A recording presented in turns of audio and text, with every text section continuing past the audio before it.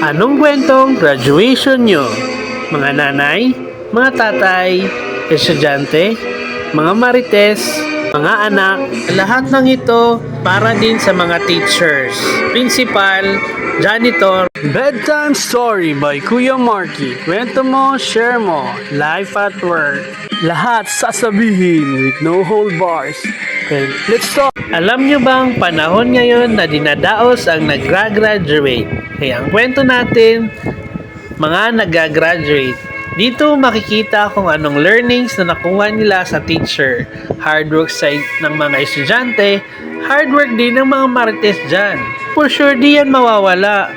Mga detractors, bashers, lahat-lahat. Toxic na exam, peace na surprise, tapos bagsak kayo lahat. At least lahat, di lang ikaw. Peace, man. Sa pagiging teacher, thank you sa paggawa ng lesson plan, lahat-lahat.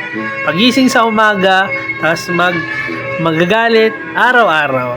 Pati activity for the day, tapos magreklamo ang principal sa inyong lahat na maingay kayo. Ma-project na out of this world, minsan malayo sa pinag-aaralan. Diba ang sarap ng buhay ng estudyante at teacher?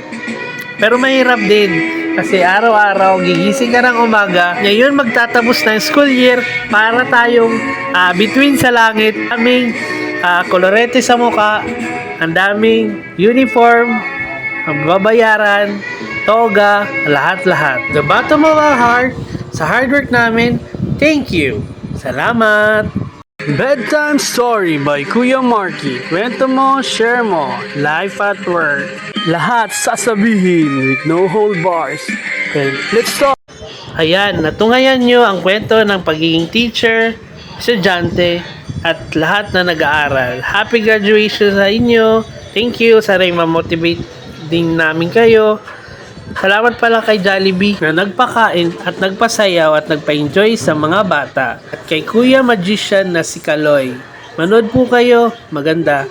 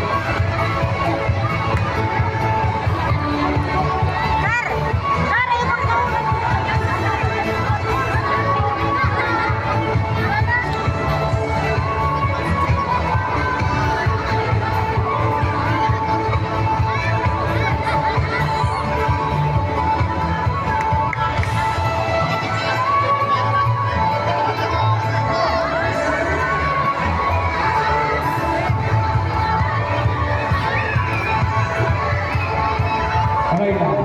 Clap your hands. Thank you so much. And one more time, congratulations sa Philippines. God bless everyone.